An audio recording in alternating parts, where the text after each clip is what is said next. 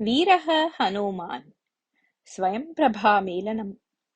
मन्त्रिषु अन्यतमस्य हनूमतः तीक्ष्णमतित्वं व्यवहारचातुर्यं निर्णयक्षमतां च जानन् सुग्रीवः तम् एव उक्तवान्। आञ्जनेय, सर्वासु दिक्षु यद्यपि मया दूताः प्रेषिताः तथापि भवती मम विशेषदृष्टिः अस्ति।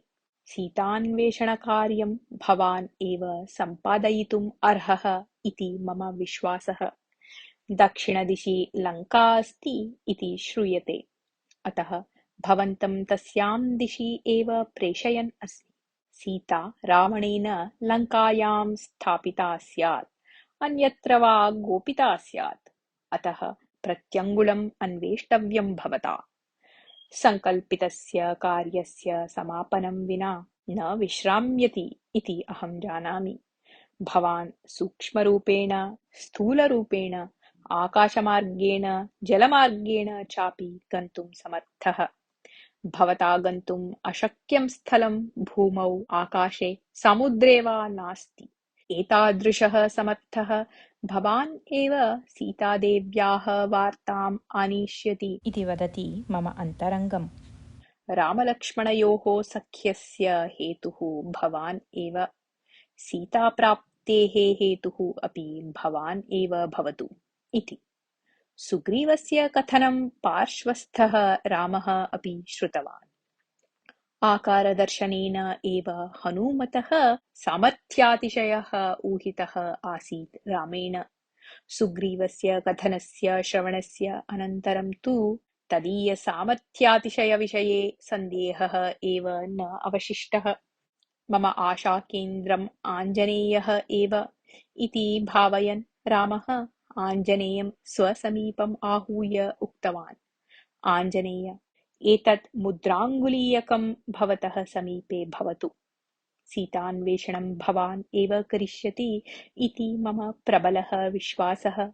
अतः एव एतत् अङ्गुलीयकं भवते एव यच्छन् अस्मि। अङ्गुलीयकस्य दर्शनात् तु सीता भवन्तं मत्पक्षीयं ज्ञातुं शक्नुयात्। अन्यथा वानररूपं दृष्ट्वा सा भीता भवेत् इति। अनन्तरं स्वस्य अङ्गुल्या धृतम् अङ्गुलीयकं हनूमतः हस्ते स्थापितवान् रामः। हनूमान् तत् अङ्गुलीयकं भक्त्या विनयेन च स्वीकृत्य रामं साष्टाङ्गं नमस्कृत्य रामसुग्रीवादीनाम् अनुज्ञां प्राप्य ततः निर्गतवान्। रामः कानिचन पदानि यावत् हनूमन्तम् अनुसरन् पुनः उक्तवान्। आञ्जनेय, सीता कुत्र अस्ति इति ज्ञात्वा अविलम्बेन मां निवेदयन् मम कर्णानन्दं जनयतु। भवतः प्रत्यागमनं निरीक्षमाणः अहं दिनानि यापयिष्यामि। अङ्गुलीयकरक्षणविषये जागरूकता भवतु इति। आर्य, सीतान्वेषणकार्यं मदीयं मत्वा श्रद्धया कार्यप्रवृत्तः भवामि। दैवानुग्रहः यदि स्यात् तर्हि कार्यं निर्विघ्नं सिद्ध्येत एव। भवान् निश्चिन्तः तिष्ठतु, कार्यम् अहं सम्पादयिष्यामि इति रामम् उक्तवान् आञ्जनेयः। वानराः सर्वासु दिक्षु प्रसृताः सन्ति। एवं गताः कदा प्रत्यागच्छेयुः इति निरीक्षां कुर्वन्तौ रामलक्ष्मणौ प्रस्रवणगिरेः गुहायां वसन्तौ कष्टेन दिनानि यापयतः। मया यः क्रमः अनुष्ठितः तेन रामः तृप्तः जातः इति जानन् सुग्रीवः अपि तृप्तः सन् पूर्ववत् भोगजीवने आसक्तः अभवत्। सुग्रीवेण प्रेषिताः वानराः श्रद्धया सीतान्वेषणं कुर्वन्तः नदीषु, सरोवरेषु, खातेषु, गुहासु, गुल्मेषु, तरुकोटरेषु, वल्मीकेषु च ते अन्वेषणं कृतवन्तः। कोऽपि अभिमुखम् आगतः चेत् तं पृष्टवन्तः, सीतादेव्याः वार्ता कापि ज्ञायते वा इति। दिने विविधेषु स्थलेषु अन्वेषणं कुर्वन्तः ते रात्रौ एकत्र मिलिताः सन्तः समालोचनं कुर्वन्ति। अनन्तरम् अनन्तरदिनस्य कार्यमार्गं निश्चित्य निद्रां कुर्वन्ति।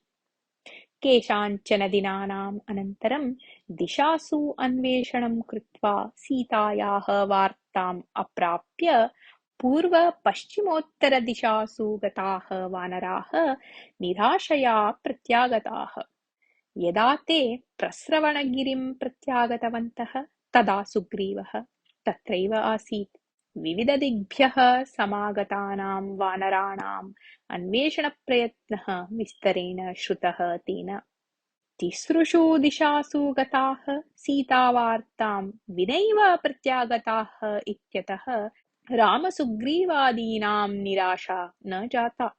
यतः दक्षिणदिशि गताः हनुमदादयः सन्तोषकरीं वार्ताम् आनयेयुः इति निरीक्षन्ते ते। दक्षिणेतरदिशासु गमनं व्यर्थं जातम् इत्यपि न।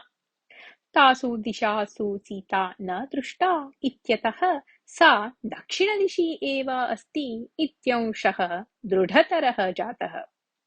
दक्षिणदिशि गतः हनुमदादयः विन्ध्यापर्वतप्रदेशं प्राप्तवन्तः। स च कश्चन सुविशालः प्रदेशः।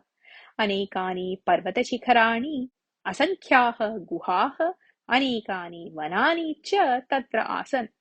दुस्तरणीयाः नद्यः तत्र प्रवहन्ति स्म। फलकन्दमूलादीनि खाद्यन्तः वानराः तस्मिन् प्रदेशे प्रत्यङ्गुलम् अन्वेषणं कुर्वन्तः एव अग्रे गतवन्तः ते। अतः तेषां मन्दः वेगः। एवं गच्छद्भिः तैः कश्चन विचित्रः प्रदेशः दृष्टः। स च निर्जनः आसीत्। उन्नताः वृक्षाः दृश्यन्ते स्म, किन्तु ते सर्वे शुष्काः। नदीपात्राणि दृश्यन्ते, किन्तु जलरहितानि।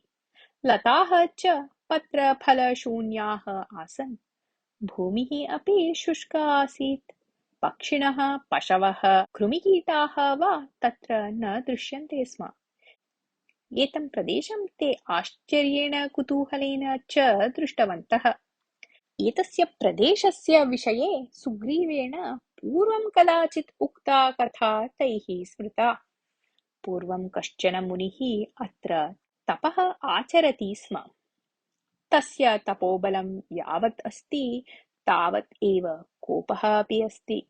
कदाचित् 16-वर्षीयः तदीयः पुत्रः अकालमृत्युं प्राप्तवान्। एतेन क्रुद्धः मुनिः तं प्रदेशं स्वशापेन शून्यीकृत्य कुत्रापि गतवान्। तदारभ्य एतस्य प्रदेशस्य एषा दुर्गतिः। एतस्मिन् प्रदेशे रावणः सीतां स्थापितवान् स्यात् वा न इति वक्तुं न शक्यते। यतः मायाविनः यत्किमपि कर्तुम् अर्हन्ति इति भावयन्तः ते तस्मिन् प्रदेशे अपि सीतान्वेषणं कृतवन्तः। अत्र अन्वेषणं समाप्य ते एकं घोरम् अरण्यं प्रविष्टवन्तः। तत्र कश्चन भीमकाय राक्षसः तेषाम् अभिमुखम् आगतः। भीमकायस्य राक्षसस्य दर्शनात् वानराः क्षणकालं स्तब्धाः। क्षणाभ्यन्तरे ते कर्तव्यं स्मरन्तः शिलावृक्षादीन् स्वीकृत्य युद्धार्थं सिद्धाः जाताः। सः राक्षसः वानरान् दृष्ट्वा गर्वेण गर्जन्, भवतः सर्वान् एकेनैव मुष्टिप्रहारेण यमसदनं प्रेषयिष्यामि इति वदन् मुष्टिं कृत्वा अग्रे आगतवान्।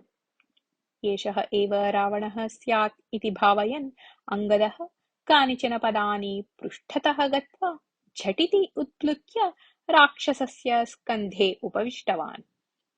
मुष्ट्या तस्य मूर्ध्नि बलेन ताडितवान् च।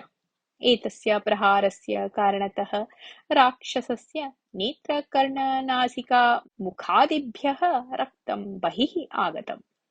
सः रक्तं वमन् अधः पतितः। तत्रैव प्राणान् अत्यजत् च। मृतः रावणः एव यदि स्यात् तर्हि समीपे कुत्रापि सीतापि स्यात् एव इति भावयन्तः ते समीपस्थां गुहां प्रविष्टवन्तः। गुहायाः अन्तः सर्वत्र अन्विष्टवन्तः, तत्र कुत्रापि सीता न दृष्टा। समीपे काचित् अन्या गुहा दृष्टा, तत्रापि ते अन्वेषणं कृतवन्तः, किन्तु कुत्रापि तैः सीता न दृष्टा। सर्वे श्रान्त्या निराशया च वृक्षस्य अधः उपविष्टवन्तः। तदा अङ्गदः तान् उक्तवान्, अस्माभिः एतावता अरण्येषु, पर्वतेषु, गुहासु, खातेषु, नदीषु, इतरत्र च अन्वेषणं कृतं, किन्तु कुत्रापि सीता न दृष्टा। रावणस्य वार्ता अपि न प्राप्ता। इदानीम् अस्माभिः यः मरितः सः न रावणः, अपि तु कश्चन सामान्यः राक्षसः। एतावता रावणः कुत्र अस्ति इत्यपि न ज्ञातम् अस्माभिः। सुग्रीवस्य कठोराम् आज्ञां स्मरन्ति खलु भवन्तः? इदानीम् आलस्येन औदासीन्येन विश्रान्त्या वा न किमपि प्रयोजनम्। पुनः अन्वेषणं करवाम। अन्तिमश्वासपर्यन्तम् अपि प्रयत्नः करणीयः अस्माभिः। अन्यः इतोपि उत्तमः मार्गः केनापि ज्ञातः चेत् सः वक्तुम् अर्हति इति। गन्धमादनः अपि अङ्गदस्य वचनम् एव समर्थितवान्। तदा वानराः आलस्यं परित्यज्य विश्रान्तिविचारम् अपि परित्यज्य सीतान्वेषणे उद्युक्ताः जाताः। तैः समीपे रजताद्रिः इव दृश्यमानः कश्चन पर्वतः दृष्टः। ते तस्य शिखरभागपर्यन्तम् अपि गत्वा अन्वेषणं कृतवन्तः। शिखरे स्थित्वा परितः दृष्टिं प्रसारितवन्तः। सीता कुत्रापि न दृश्यते। ते पुनः पर्वतमूलम् आश्रित्य विश्रान्त्यर्थम् उपविष्टवन्तः। सुग्रीवेण सूचितः अवधिः समाप्तप्रायः। इतः परं किं करणीयम् इति न जानन्ति ते। विन्ध्यापर्वतस्य उपत्यकाप्रदेशे अपि अन्वेषणं करणीयम् इति सङ्कल्प्य ते पुनरपि कार्यप्रवृत्ताः जाताः। प्रतिगुहाम् अन्वेषणं कृतं तैः। निद्रदीनाम् अभावतः निरन्तरान्वेषणेन च सर्वे ते नितरां श्रान्ताः सन्ति। पिपासा बुभुक्षा चापि तान् बाधते, तथापि ते प्रयत्नात् विरताः न जाताः। तैः किञ्चन बिलं दृष्टम्। बिलं लताजालेन आवृतम् आसीत्। अन्तः प्रवेशः कष्टकरः आसीत्।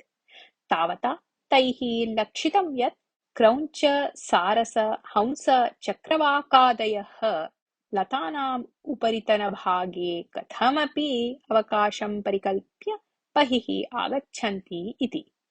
ते आश्चर्यम् अनुभवन्तः समीपं गत्वा परिशीलितवन्तः। पर्वतदीनां विषये, पशुपक्षिणां व्यवहारविषये च सम्यक् जानन् हनूमान् सहचरान् पश्यन् उक्तवान्, दृष्टं खलु बिलमुखात् जलवासिनः विविधाः बहवः पक्षिणः निर्गच्छन्ति इति। एतस्मात् ज्ञायते यत् अन्तः जलस्य आश्रयः कोऽपि स्यात् इति। स च आश्रयः कासारः, नदी, तडागः, विशालकूपः वा भवितुम् अर्हति। विन्ध्यापर्वतप्रदेशे मयनिर्मितं वृक्षबिलम् अस्ति इति मया श्रुतम् आसीत्। तद्बिलम् एतत् एव स्यात्। अन्तः गत्वा जलपानेन पिपासां प्रथमं निवारयाम। यदि दैवानुग्रहः स्यात् तर्हि सीतावार्ताम् अपि कदाचित् ज्ञायेत इति। एतस्मिन् विषये सर्वे सहमतिं प्रदर्शितवन्तः। अनन्तरं सर्वे गुहाप्रवेशार्थम् उद्युक्ताः अभवन्। अन्तः घोरः अन्धकारः। अग्रे गतं चेत् कुत्र गम्यते इति कोऽपि न जानाति। तथापि ते धैर्येण अग्रे गच्छन्तः सन्ति। अग्रे गमनेन तैः मन्दः प्रकाशः दृष्टः। क्रमशः प्रकाशः स्फुटः जातः। परमरमणीये प्रदेशे सन्ति ते इदानीम्। तालवृक्षाः, कमलावृक्षाः, काञ्चनवृक्षाः, भूर्जवृक्षाः, पुन्नागवृक्षाः अशोकवृक्षाः, सालवृक्षाः इत्यादयः महावृक्षाः तत्र विराजन्ते। वृक्षस्थाः फलपुष्पादयः अपि कान्त्या विकसन्ति। समीपे एव विशालः कासारः दृश्यते। कासारे सुवर्णवर्णानि कमलानि, सुवर्णवर्णाः मीनाः, कूर्माः च दृश्यन्ते। तत्र कानिचन विशालगृहाणि अपि आसन्। तेषां गृहाणां वातायनच्छदी द्वारादयः अपि सुवर्णमयाः। मणितोरणानि दृश्यन्ते द्वारेषु। भित्तिषु मौक्तिकरत्नादयः योजिताः दृश्यन्ते। गृहस्य अन्तः पुरतः च मौक्तिकरत्नादिभिः अलङ्कृतानि मृदूनि आसनानि मञ्चाः च आसन्। भूमौ कोमलानि कम्बलानि प्रसारितानि आसन्। सुवर्णमयेषु रजतमयेषु च विविधेषु पात्रेषु चन्दनादीनि सुगन्धद्रव्याणि, फलानि, पुष्पाणि, मधूनि, विविधपानीयानि च आसन्। वस्तूनां सौन्दर्येण, आसनादीनां मार्दवेन, आहारेण वा ते वानराः न आकृष्टाः। ते एतानि सर्वाणि कुतूहलेन पश्यन्तः अग्रे गतवन्तः, किन्तु किमपि न स्पृष्टवन्तः। ततः अनतिदूरे तैः काचित् दिव्यस्त्री दृष्टा। सा मृगचर्म धृतवती आसीत्, तपसी लीना आसीत् च। तां परितः विशिष्टा कान्तिः विलसति स्म। ताम् आश्चर्येण आदरेण च दृष्टवन्तः वानराः। धैर्यशाली हनुमान् किञ्चित् अग्रे गत्वा विनयेन, भद्रे, का भवति? एतत् बिलं कस्य? वयं सर्वे निरन्तरकार्येण नितरां श्रान्ताः स्मः।